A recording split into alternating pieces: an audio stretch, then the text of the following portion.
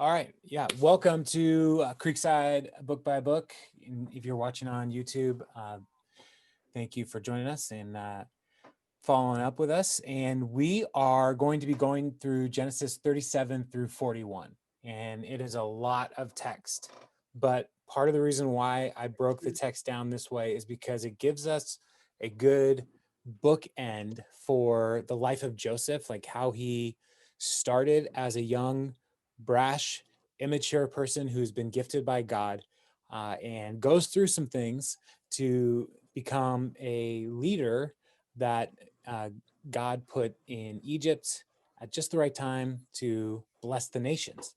And as we are going through the book of Genesis, one of the things to remember is that God's covenant with Abraham was that through you, all the nations of the world will be blessed. And so this is one of the ways that we start to see that work out is through Joseph as one of the descendants of Abraham blessing the nations of the world. But it starts with Joseph as kind of a troublemaker in his family. So if you remember last week, Jacob and his family, they went down to Bethel and they uh, Jacob is like officially changed his name to Israel, and we wrapped up the account of Esau's family and Jacob's family is starting, and so now here we are with Joseph, and so we are. It might feel like I'm going through stuff pretty quickly as we go through the text, but I will have a lot of notes that I'll share in the email as well. So yeah, so let's just jump in. Genesis 37, verse 1. Um, here we go. Jacob lived in the land where his father had stayed, the land of Canaan. This is the account of Jacob's family line. Joseph, a young man of 17, was tending the flocks with his brothers, the sons of Bilhah and the sons of Zilpah, his father's wives, and he brought their father a bad report about them. Now Israel, who is Jacob, loved Joseph more than any of his other sons, because he had been born to him in his old age, and he made an ornate robe for him. When his brothers saw that their father loved him more than any of them, they hated him and could not speak a kind word to him. Joseph had a dream, and when he told it to his brothers, they hated him all the more. He said to them, "Listen to this dream I had. We were binding sheaves of grain out in the field when suddenly my sheaf rose and stood upright, while your sheaves gathered around mine and bowed down to it." His brother said to him, "Do you intend to reign over us? Will you actually rule us?" And they hated him all the more because of his dream and what he had said. Then he had another dream, and he told it to his brothers. "Listen," he said, "I had another dream, and this time the sun and moon and 11 stars were bowing down to me." When he told his father as well as his brothers, his father rebuked him and said, "What is this dream you had? Will your mother and I and your brothers actually come and bow down to the ground before you?" His brothers were jealous of him, but his father kept the matter in mind. All right, so if we remember that Joseph had, um, uh, Jacob had four wives, basically: Leah, Rachel, Zilpah, and Bilhah. And these four women were in a baby war. Rachel was Jacob's favorite wife, and the first son of Rachel was Joseph. And so Joseph was Jacob's uh, favorite child of his favorite wife, and so he is getting a lot of uh, special privileges. One of the things we see right away in this text is Joseph was also a tattletale. He gave an evil report about his brothers. And we don't know what that evil report was. We just are told he gives an evil report as he's out with them shepherding, tending the flocks. And so this creates some tension between Joseph and his brothers, who are all pretty much older than him. Um, and then we also see that his father favors him with um, we'll see this in the next section, though. He favors him with a coat, and the coat is one of those things that is a designation of his favored status. So there's all kinds of different things going on with Joseph. No, it wasn't verse 3. Yeah, he gave him, uh, made an ornate robe for him. And so the coat of many colors is what they're referring to there. And so we look at ornate and we say many colors, but it could have, different jewels woven into it. There could be a lot of things going on Fancy. to indicate that it was just a fancy robe for Joseph. Is that what you said, Sandy? Fancy? Huh? Did you say fancy? Somebody said. Yeah. Okay, yeah, all right. Fancy. Um, so yeah, I so didn't write they're it down. they're jealous of Joseph for all kinds of different reasons. He's a tattletale. He's getting special treatment, and then he has these dreams. And the first dream, he tells his brothers, "You guys are all going to bow down to me. These sheaves, they're you. You're going to bow down to me." Um, we all know young people are uh, brash, right? They might do things without thinking, and we know this because Sometimes. we at some point were all young people, and so we can read the story of Joseph and be like, oh yeah, I would have probably done something like that as well, because it's just in our nature. And so he shares his dream with his brothers, and they said that's ridiculous. They hate him even more. Then he has another dream, shares it with his brothers, and his mom and dad now are included in this dream, and they're also going to bow down to him. And so his dad is like, that's ridiculous. What are you doing? This is not good.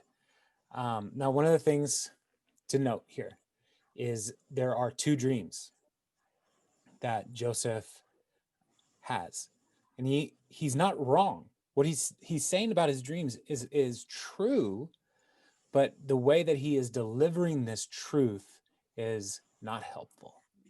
And so that's something to keep in mind. The dreams, though, as well, like later on in what we're going to look at tonight, Pharaoh is going to have two dreams. And this double dream is a theme in ancient literature that is highlighting significance and importance.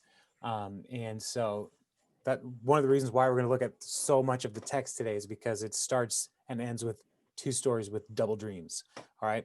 And so yeah, so Joseph is just creating more and more animosity now in his family because he doesn't know how to rightly apply and tell the family members about his dream and dreams. And so he is kind of becoming proud. And one thing about the nature of God throughout scripture is he has a tendency to bring down the proud.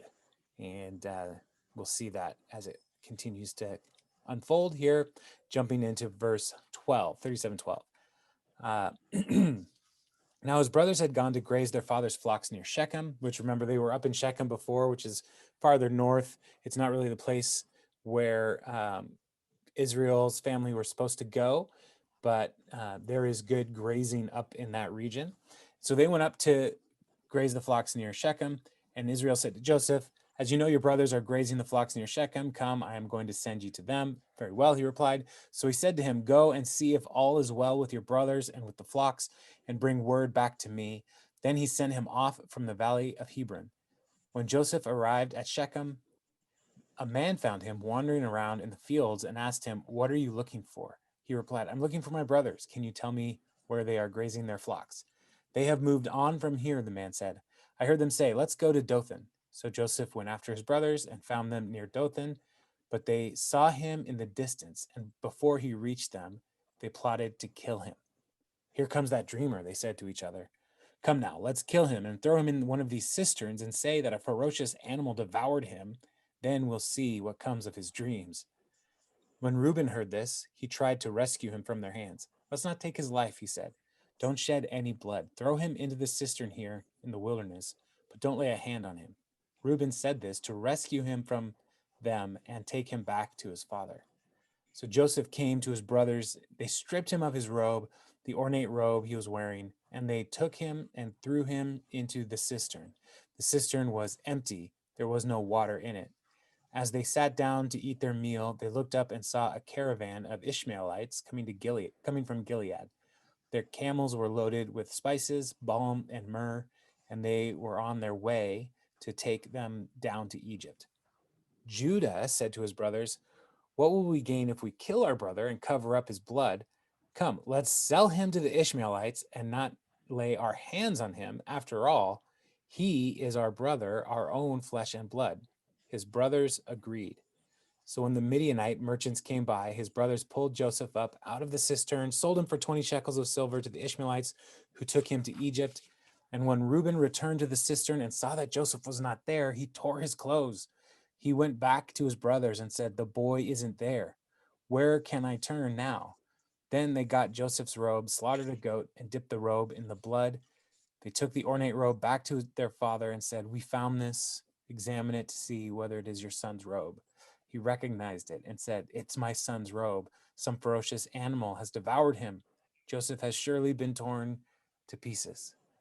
Then Jacob tore his clothes, put on sackcloth, and mourned for his son many days. All his sons and daughters came to comfort him, but he refused to be comforted. "No," he said, "I will continue to mourn until I join my son in the grave." So his father wept for him. Meanwhile, the Midianites sold Joseph in Egypt to Potiphar, one of Pharaoh's officials, the captain of the guard.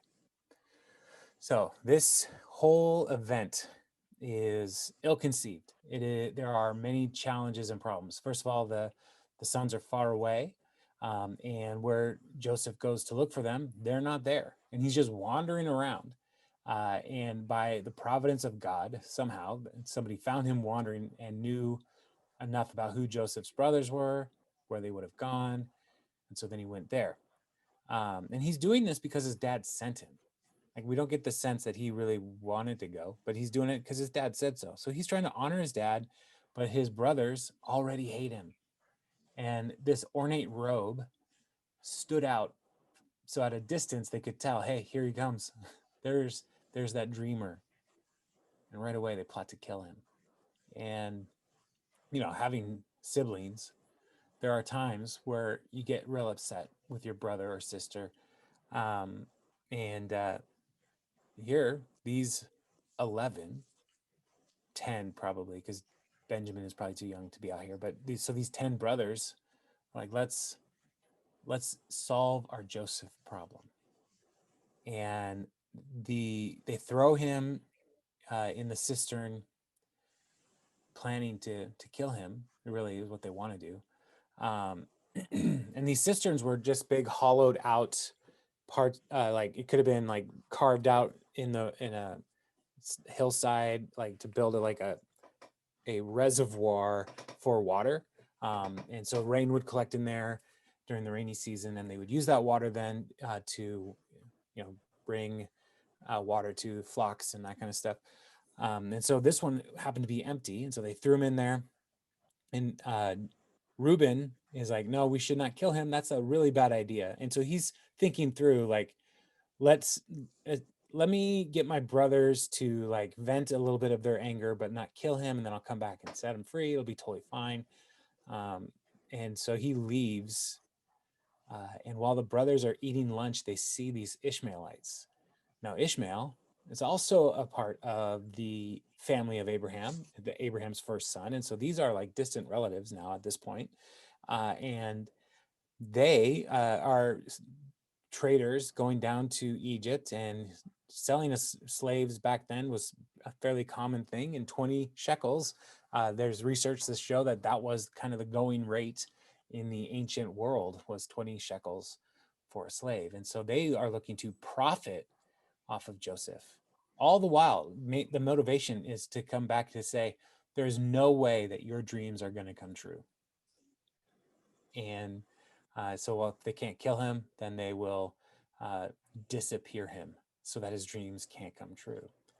And Judah is the one who is really leading the charge here on this terrible plan.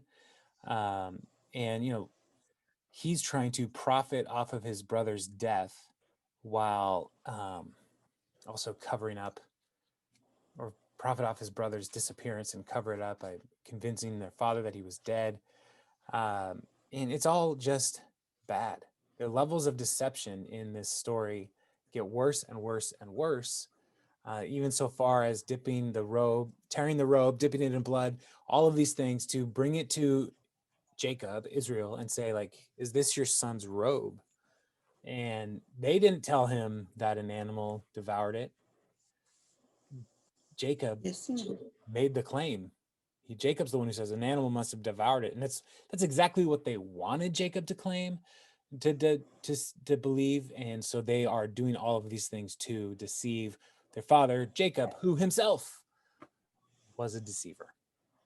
And so these tendencies in this plan or in this family are playing themselves out again and again, and and so it goes into grieving and mourning. And there are a couple different ways that that mourning could be expressed. They tear their clothes as a way of just like showing like the brokenness in their heart, in their life, and what's going on. They would wear sackcloth, which is made out of camel camel hair, and it's just very uncomfortable. There's all kinds of different ways that people grieved in these ancient times, and Israel's claim here is that he is going to grieve until he joins his son in the grave. And so, if you are familiar with the story here, it's many years until Jacob is going to see Joseph again.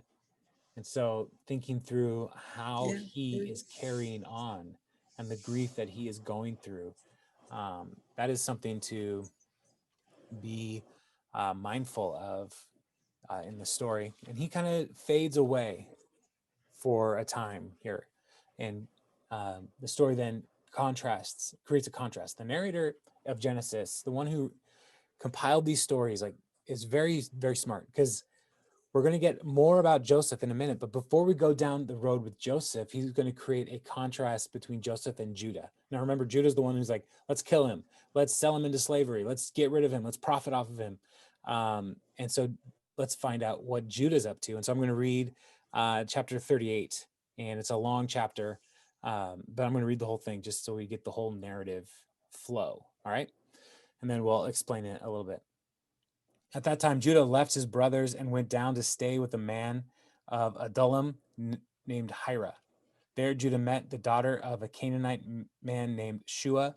He married her and made love to her. She became pregnant and gave birth to a son who was named She conceived again and gave birth to a son named Onan.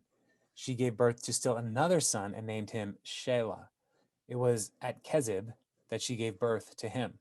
Judah got a wife for his firstborn, and her name was Tamar. But Judah's firstborn, was wicked in the Lord's sight, so the Lord put him to death. Then Judah said to Onan, sleep with your brother's wife and fulfill your duty to her as a brother-in-law to raise up offspring for your brother. But Onan knew that the child would not be his, so whenever he slept with his brother's wife, he spilled his semen on the ground to keep from providing offspring for his brother. What he did was wicked in the Lord's sight, so the Lord put him to death also. Judah then said to his daughter-in-law Tamar, live as a widow in your father's household until my son Shelah grows up, for he thought he may die too, just like his brothers. So Tamar went to live in her father's household. After a long time, Judah's wife, the daughter of Shua, died. When Judah had recovered from his grief, he went up to Timnah to the men who were shearing his sheep, and his friend Hira, the Adullamite, went with him.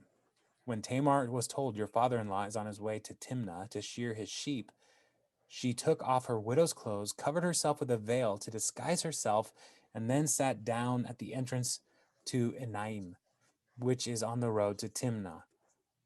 For she saw that through Shelah had now grown up, she had not been given to him as his wife.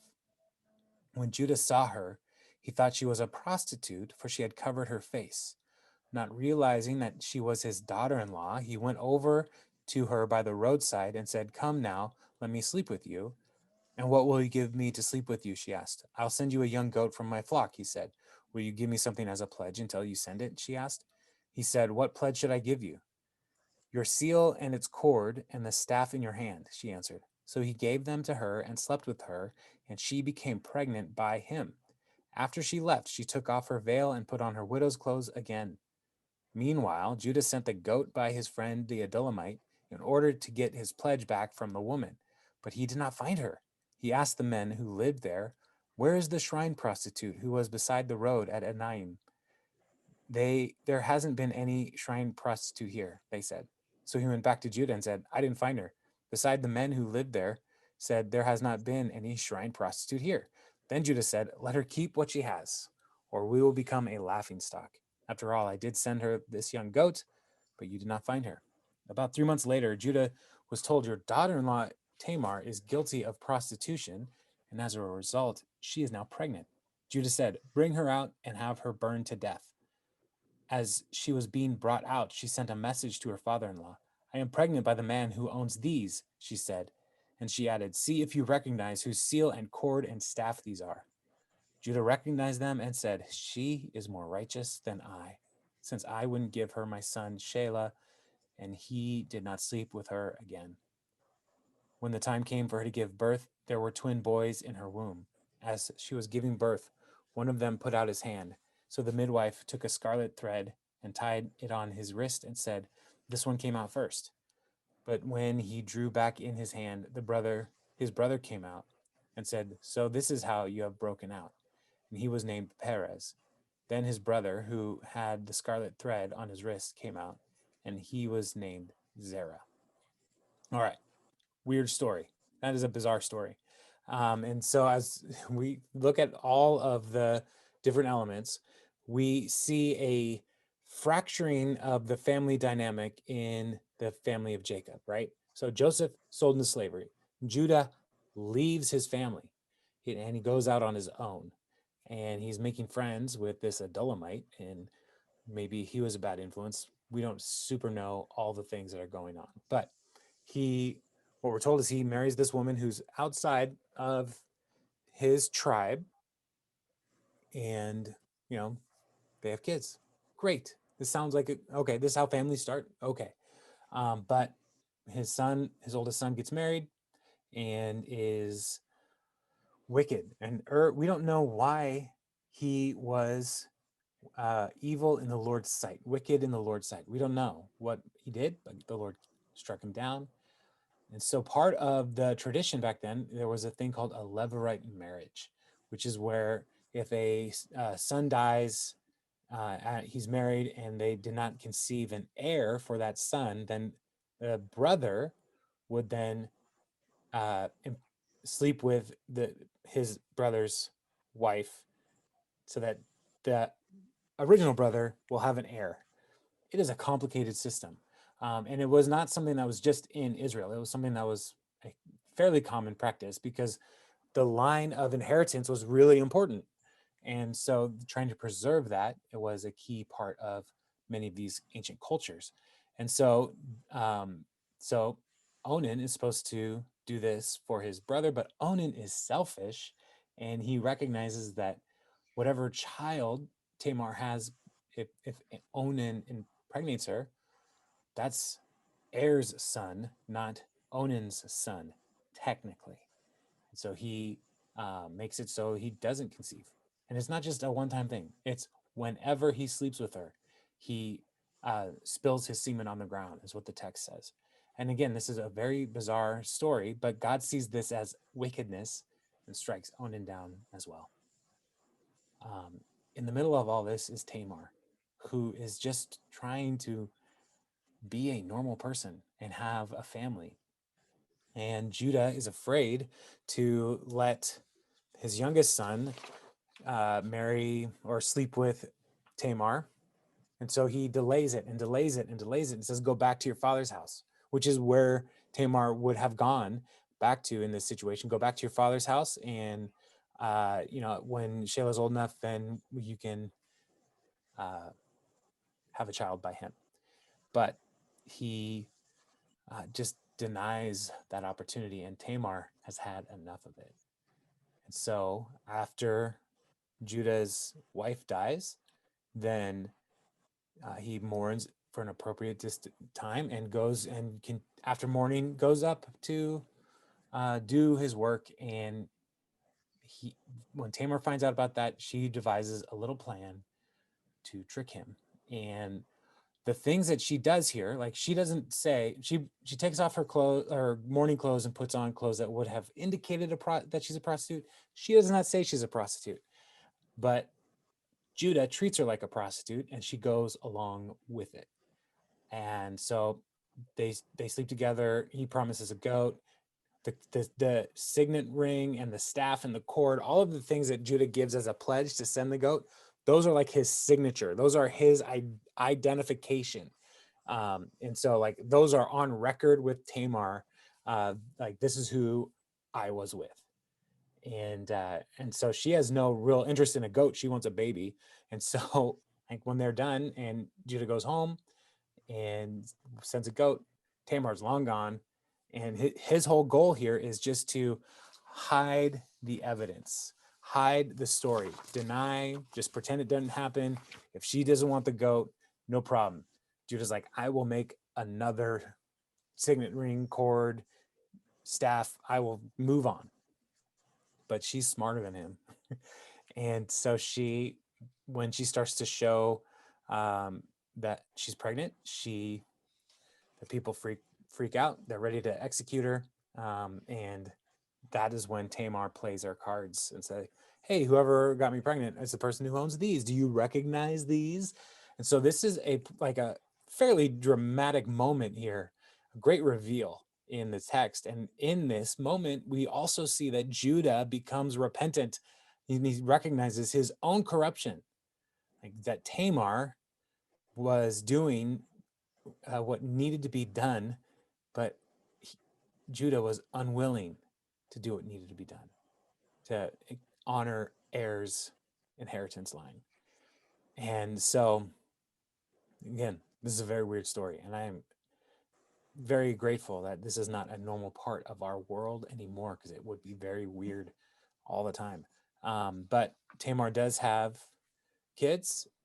She has twin boys, and it's one of those signs to us here that maybe God was giving her a gift to compensate for the years of the lack of children from two husbands who both died, and God is blessing her in this way.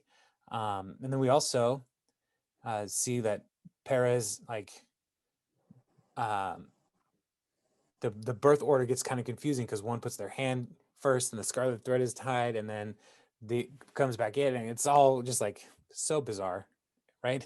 But it is it's through the line of Judah, through Tamar, that we lead to the line of David, through which we also come to Jesus and his earthly family.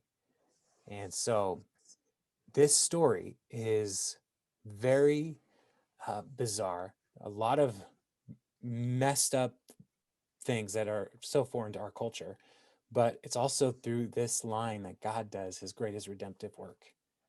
And I think that's important for us to remember, is we read stories like this and we see great dysfunction, but we can also see great redemption in these kinds of stories. And I would encourage us, when we read scripture like this, to come back and recognize that there's this great turnaround that God can do, but also remembering like the greater narrative of just what's happening in Genesis is God is creating these contrasts, because we have a sexual temptation and a sexual failure happening in Judah's life that God can redeem. And then we're going to see the contrast to Joseph. And so we're going to jump into Joseph's story here in chapter 39, verse 1. And again, I'm going to just read the whole story in chapter 39 so we get the big picture of what's happening, and then explain a little bit. Now Joseph had been taken down to Egypt. Potiphar, an Egyptian who was one of Pharaoh's officials, the captain of the guard, bought him from the Ishmaelites who had taken him there. The Lord was with Joseph, so that he prospered, and he lived in the house of his Egyptian master. When his master saw that the Lord was with him, and that the Lord gave him success in everything he did, Joseph found favor in his eyes and became his attendant. Potiphar put him in charge of his household, and he entrusted to his care everything he owned. From the time he put him in charge of his household and of all that he owned, the Lord blessed the household of the Egyptian because of Joseph. The blessing of the Lord was on everything Potiphar had, both in the house and in the field. So Potiphar left everything he had in Joseph's care. With Joseph in charge, he did not concern himself with anything except the food he ate. So remember, through Abraham's covenant, through you, through your descendants, all nations will be blessed. So here is a descendant of Abraham who is blessing somebody from another nation in Egypt. Now, Joseph was well built and handsome. And after a while, his master's wife took notice, and Joseph said, and said to Joseph, "Come to bed with me." But he refused. "With me in charge," he told her, "my master does not concern himself with anything in the house. Everything he owns, he has entrusted to my care.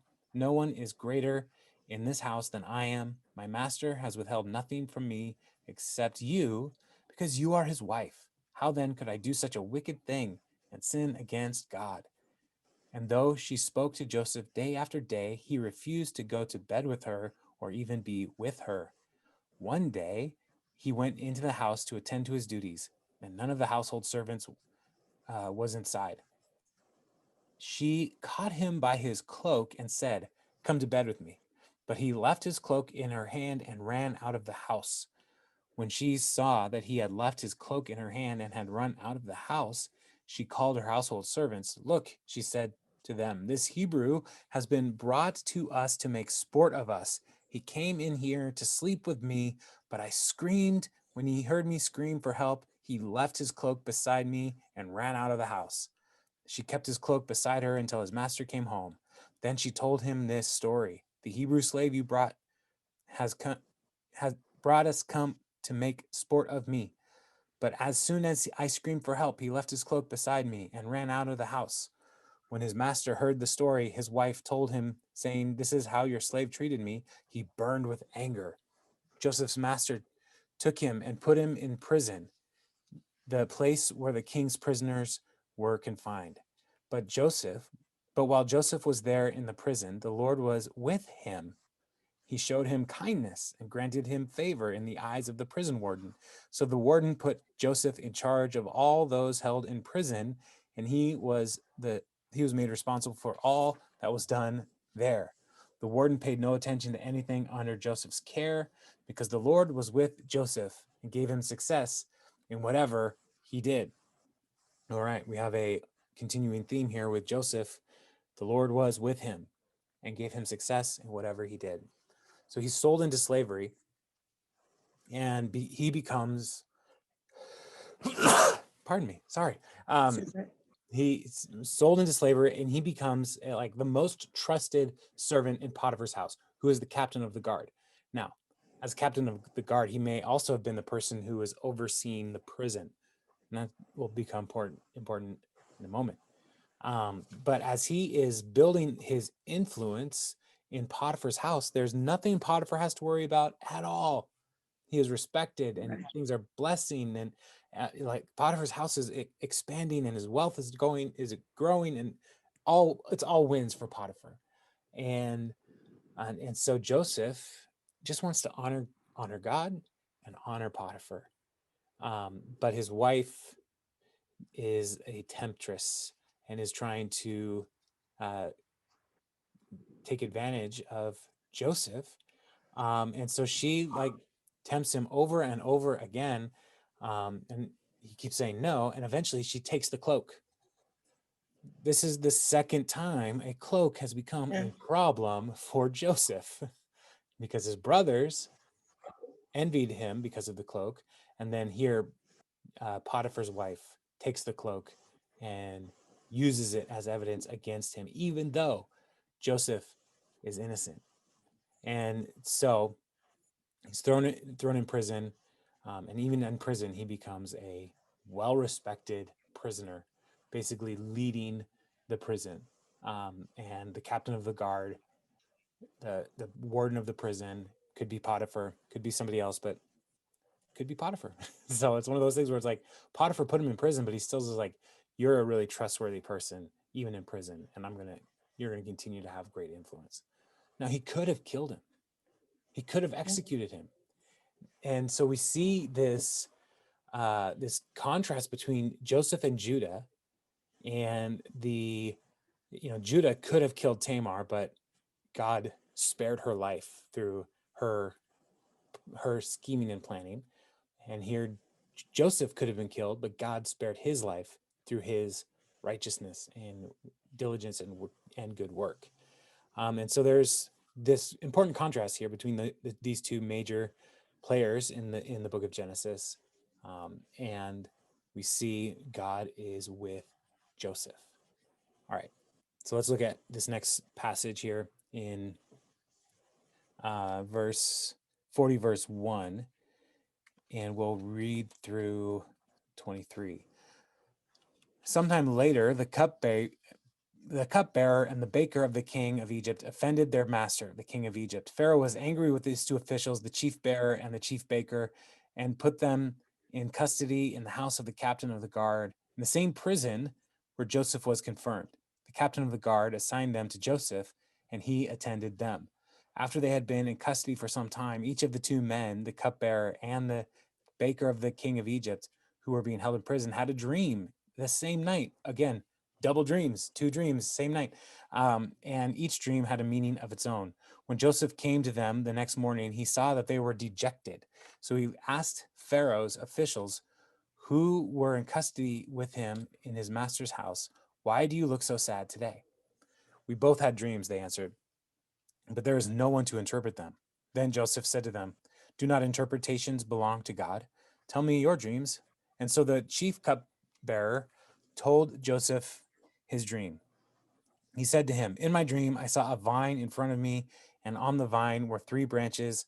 As soon as it budded, it blossomed, and its clusters ripened into grapes. Pharaoh's cup was in my hand, and I took the grapes, squeezed them into Pharaoh's cup, and put them in his hand." "This is what it means," Joseph said. The three branches are 3 days. Within 3 days, Pharaoh will lift up your head and restore you to your position, and you will put Pharaoh's cup in his hand, just as you used to do when you were his cupbearer. But when all goes well with you, remember me and show me kindness. Mention me to Pharaoh and get me out of this prison. I was forcibly carried off from the land of the Hebrews, and even here I have done nothing to deserve being put in a dungeon." When the chief baker saw that Joseph had given a favorable interpretation, he said to Joseph, "I too had a dream. On my head were three baskets of bread. In the top basket were all kinds of baked goods for Pharaoh, but the birds were eating them out of the basket on my head." "This is what it means," Joseph said. "The three baskets are 3 days. Within 3 days, Pharaoh will lift off your head and impale your body on a pole, and the birds will eat away your flesh." It's a little different dream. Now, the third day was Pharaoh's birthday, and he gave a feast for all his officials. He lifted up the heads of the chief cupbearer and the chief baker in the presence of his officials. He restored the chief cupbearer to his position so that he once again put the cup in Pharaoh's hand. But he impaled the chief baker just as Joseph had said to them in his interpretation.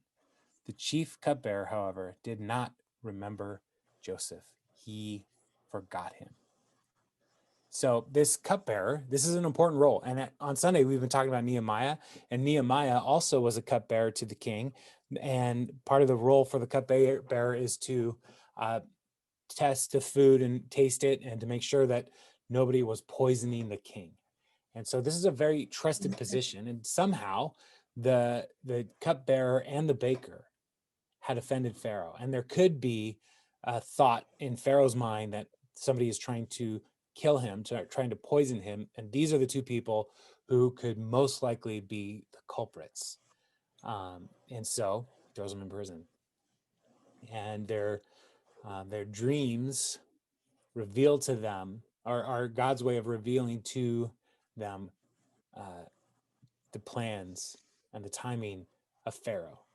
So Joseph, who previously, last time he tried to interpret dreams, used this gift to interpret dreams to try to lift himself up. But here he's using this gift to try to bring clarity to people and help them understand what is going to happen. And for the cupbearer, it is good news. And all Joseph asks is, remember me. I'm innocent. I'm not supposed to be here. And even though he is like the chief prisoner in this prison, he might be pretty comfortable. He is still in prison and he would like to get out of prison. And so he's asking the cupbearer to remember me when Pharaoh restores you. And so then and now it's a waiting game to see just what's going to happen. 3 days. The baker, same kind of dream. In 3 days, Pharaoh's going to do something to you. And instead of lifting up your head in a good way, he's going to lift up your head and then keep lifting it right off your body. And birds of the air will eat your flesh. So, I mean, you're in prison with these guys and they're probably not super happy to be in prison. And then one of them is like, I'm going to die. You just told me I'm going to die. But again, you have to wait the 3 days to see, is this actually going to happen? And on Pharaoh's birthday, it's exactly what happens. And Joseph is trying to be faithful, trying to serve and to help people. He's doing the best he can with what he's got, where he's at. And again and again, he gets snubbed because the cupbearer forgot him. So, chapter 41 tells us the rest of the story. And we'll read 1 through 40. So it's a long one. And so, so follow along with me. When 2 full years had passed, 2 full years after telling the cupbearer what was going to happen, Pharaoh had a dream. He was standing by the Nile when out of the river there came up 7 cows, sleek and fat, and they grazed among the reeds. After them, 7 other cows, ugly and gaunt, came up out of the Nile and stood beside those on the river bank. And the cows that were ugly and gaunt ate up all the 7 sleek, fat cows. Then Pharaoh woke up. He fell asleep again and had a second dream. 7 heads of grain, healthy and good, were growing on a single stalk. After them, 7 other heads of grain sprouted, thin and scorched by the east wind. The thin heads of grain swallowed up the 7 healthy, full heads. Then Pharaoh woke up.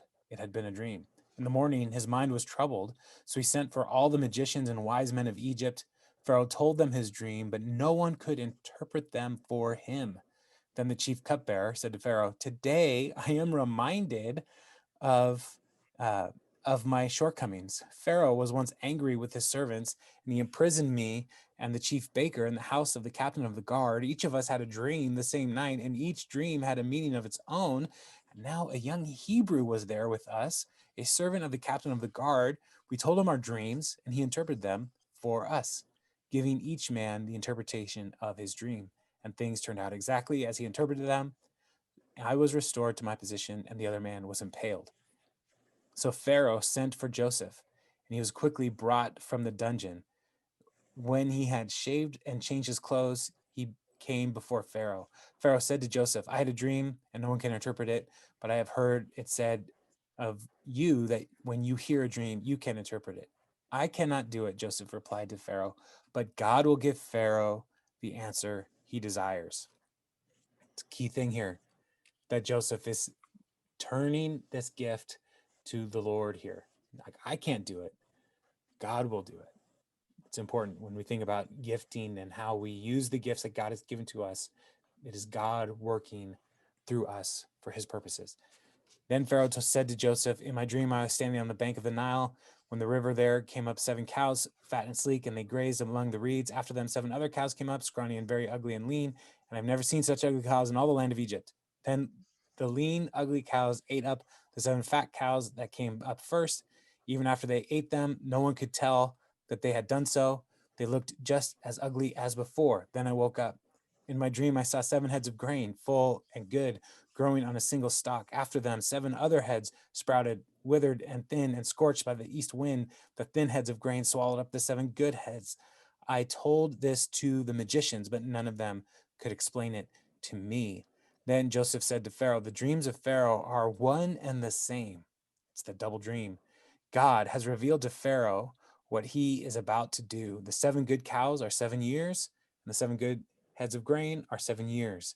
It is one and the same dream. The 7 lean, ugly cows that came up afterward are 7 years, and so are the 7 worthless heads of grain scorched by the east wind. They are 7 years of famine. It is just as I said to Pharaoh. God has shown Pharaoh what he is about to do. 7 years of great abundance are coming throughout the land of Egypt, but 7 years of famine will follow them. Then all the abundance in Egypt will be forgotten, and the famine will ravage the land. The abundance in the land will not be remembered, because the famine that follows it will be so severe. The reason the dream was given to Pharaoh in two forms is that the matter has been firmly decided by God, and God will do it soon. And now let Pharaoh look for a discerning and wise man and put him in charge of the land of Egypt. Let Pharaoh appoint commissioners over the land and take a fifth of the harvest of Egypt during the 7 years of abundance. They should collect all the food of these good years that are coming and store up the grain under the authority of Pharaoh to be kept in the cities for food. This food should be held in reserve for the country to be used during the 7 years of famine that will come upon Egypt, so that the country may not be ruined by the famine. The plan seemed good to Pharaoh and to all his officials, so Pharaoh asked them, "Can we find anyone like this man, one in whom is the Spirit of God?" Then Pharaoh said to Joseph, "Since God has made all of this known to you, there is no one so discerning and wise as you. You shall be in charge of my palace, and all my people are to submit to your orders. Only with respect to the throne will I be greater than you." So 2 years go by, and Joseph is waiting for the cupbearer to remember him. And Pharaoh has a double dream. Or so Joseph has two dreams, the cupbearer and the baker, two dreams, and now Pharaoh has two dreams. And so this double dream theme is happening throughout this section of scripture, and it really is showing this journey of transformation for Joseph. And so when the Pharaoh tells the dreams to the people, that the magicians, the wise men, the magi of his day, they can't figure it out. And until God stirs something in the cupbearer, and he's like, "Oh yeah, there's a guy I know, the guy who told me what you were going to do, and let me get him." And so they get Joseph out of prison. And one of the customs of the Egyptian people is to be clean shaven, and so they would shave their head, their beard, whereas the Hebrew people were not, and so they would have beards and stuff. And so Joseph, in order to be associated with Pharaoh, to even come into his presence, needed to shave his beard and shave his head. And this is one of the ways that we start to see Joseph become a little assimilated to the culture, if he's going to be associated with Pharaoh. And he tells him exactly what's going to happen. And after he interprets the dream, as God helps him to do that, Joseph then also gives him the plan on what to do, to, like, appoint somebody who's a good administrator, and to have them start saving a fifth of the harvest every year. And where did Joseph learn to be a good administrator, to come up with a plan like this? Well, serving in Potiphar's house and overseeing all of Potiphar's affairs, and then also overseeing all of the administration of the prison of which he was a prisoner. And so he has all of these years of experience and training, and so he's ready to tell the Pharaoh, like, "This is what I think you should do, and now go find somebody to do that." Joseph is not assuming that he is the person to do that. Something is changing and transforming in Joseph. When we met him at the very beginning of tonight's passage, he was like, "All y'all are going to bow down to me." And here he's like handing over ambition and saying to the Pharaoh, this is what I think you should do. Go find somebody to do that." And Pharaoh immediately just is like, "You're right. You should do this, Joseph. You should do it." And he's then elevated again to second place in the whole empire. So we have Joseph, who is the favored son of Jacob, the one who is set really to inherit the most from Jacob's estate. And he is proud and puffed up. His brothers sell him into slavery. And so then he is a slave in Egypt, and he becomes more and more influential in the house, knocked down a peg, prison, more and more influential in the prison, stranded there for 2 years. And now here he is, ready to move. And there's an urgency in the message. Like, this is going to happen like right now. The reason God told you this in two dreams is because he wants you to understand the urgency of what's about to happen. And Pharaoh believes and is able to put it all into motion. He's back, like every time he gets more authority, more authority, more authority. But to get there, he had to go through hardship. And it's the hardship that changed him and prepared him all along the way for the next level of authority. So let's keep going. Verse 41, and we'll finish out through this chapter. So Pharaoh said to Joseph, I hereby put you in charge of the whole land of Egypt. Then Pharaoh took his signet ring from his finger and put it on Joseph's finger. He dressed him in robes of fine linen and put a gold chain around his neck. He made him ride in a chariot as his second in command, and people shouted before him, make way. Thus he put him in charge of the whole land of Egypt. So here we see again Pharaoh, the father of Egypt, giving Joseph another robe. Then Pharaoh said to Joseph, I am Pharaoh, but without your word, no one will lift a hand or foot in all Egypt. Pharaoh gave Joseph the name Zaphanath-Paneah and gave him Asenath, daughter of Potiphera, priest of On, to be his wife. And Joseph went throughout the land of Egypt. And his Egyptian name here, like there's some debate on what it could mean. But one of the most likely understandings of his name is the one who knows things. So Joseph, the one who knows things. And so Joseph was 30 years old when he entered the service of Pharaoh, king of Egypt. And Joseph went out from Pharaoh's presence and traveled through Egypt during the 7 years of abundance. The land produced plentifully. Joseph collected all the food produced in those 7 years of abundance in Egypt and stored in the cities. In each city, he put the food grown in the fields surrounding it. Joseph stored up huge quantities of grain, like the sand of the sea. It was so much that he stopped keeping records because it was beyond measure. Before the years of famine came, 2 sons were born to Joseph. By Asenath, daughter of Potiphera, priest of On, Joseph named his first Manasseh and said, it is because God has made me forget all my trouble and all my father's household. The second son he named Ephraim, and he said, it is because God has made me fruitful in the land of my suffering. The 7 years of abundance in Egypt came to an end, and the 7 years of famine began, just as Joseph had said. There was famine in all the other lands, but in the whole land of Egypt there was food. When all Egypt began to feel the famine, the people cried out to Pharaoh for food. Then Pharaoh told all the Egyptians, go to Joseph and do what he tells you. When the famine had spread over the whole country, Joseph opened all the storehouses and sold grain to the Egyptians, for the famine was severe throughout Egypt. All the world came to Egypt to buy grain from Joseph because the famine was severe everywhere. So Joseph now is elevated to the position of second place in what at this moment is probably the most powerful empire in the world. And Right. he is the one through whom all of the administration of this rescue work is going to happen. And everybody listens to him.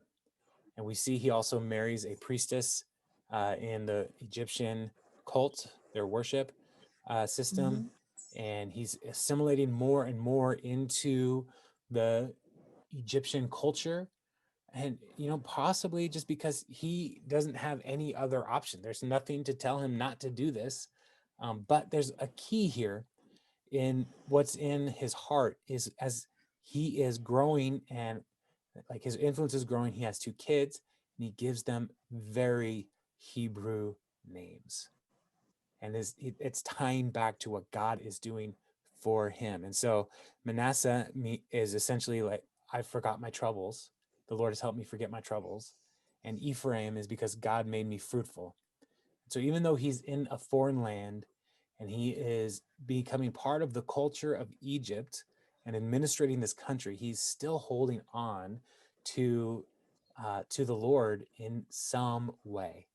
And remember, they don't have the Old Testament. They don't have the law of God.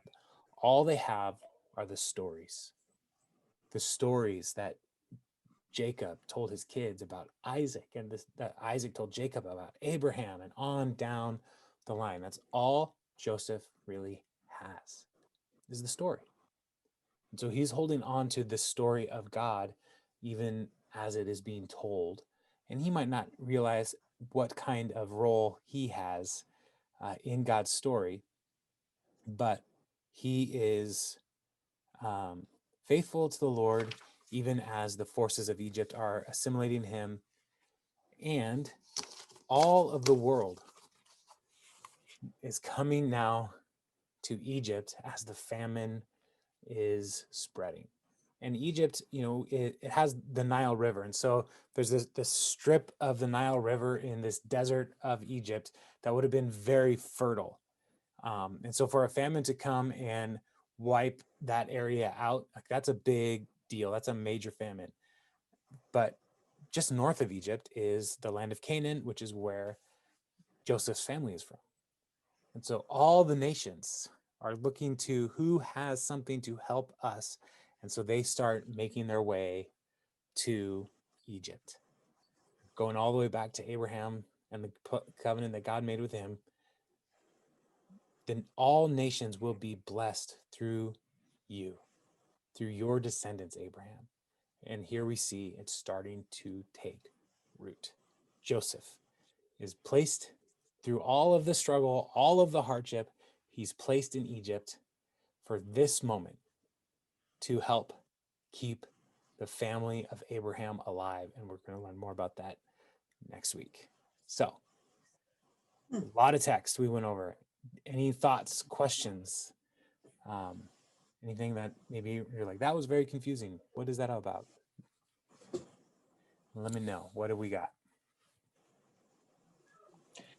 What was the famine just to what was the reason for the famine? The text doesn't really say. Did it say anything?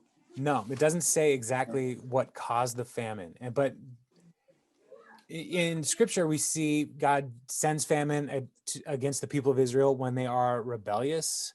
But that is not tied to Egypt here in any way. There was no rebellion. There was nothing. So I was wondering if it was just to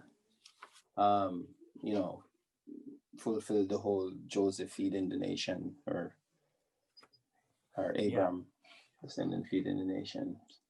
Yeah. Well, I do wonder if that is part of what the Lord's intention here is, to show the people of Egypt the power of God. That God, like, Egypt is doing great, and even though it's going to be great for 7 years, watch out, because 7 bad years are coming. And so it's one of those things where when we get to Exodus, the plagues against Exodus is not because Egypt was outside of covenant, because Egypt was not a part of God's covenant. The plagues against the Egyptians were because God wanted to display his power. And so I do kind of wonder if that is a similar thing that's going on here, is God is displaying his power to Pharaoh through Joseph to then elevate Joseph to a place to save Pharaoh. So yeah, there's no specific reason that God gives for the famine other than it's coming, get ready. So yeah. Any other thoughts, questions? Going back to the beginning, Okay. Rachel, why was she so important? Or I shouldn't say important, but his favorite wife, other than loved her first. That's why he went to work for Laban, because he loved Rachel. He was taken with Rachel. And so right away. Did he really? Yeah. Did he really love the boy as much or more than the others? Because they were later in life. It's like having the last kid and you kind of favor him. Yeah, partly it's. And you regret it later. No.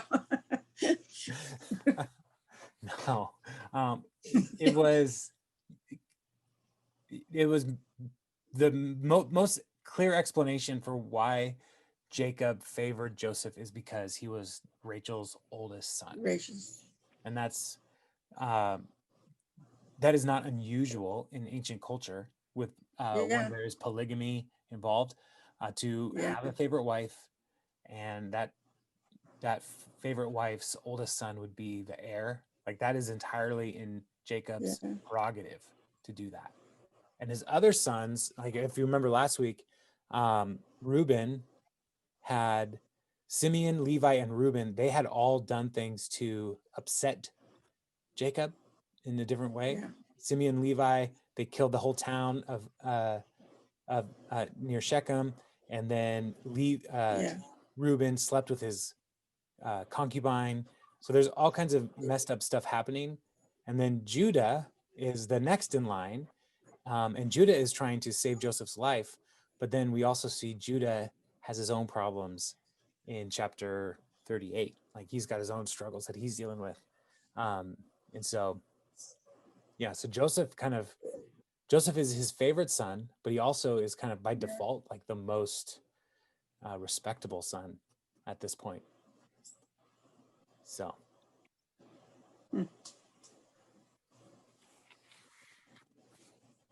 Any other thoughts, questions? We went over a lot of stuff, so. It's been interesting to read. I really enjoyed this Bible study. What about the robe? Joseph keeps getting a new robe. Yeah. I wonder if he declines all the others. Yeah, like after, like if his wife Potiphar brings him a robe, it's like, no thanks, I'm good. I don't need any more robes. I do think there's an interesting thing going on there. Like the writer of Genesis is giving us these little like handholds to help us like climb the mountain of this story. And so the double dreams serve as like handholds, like pay attention. These are patterns that are happening. God is doing something here.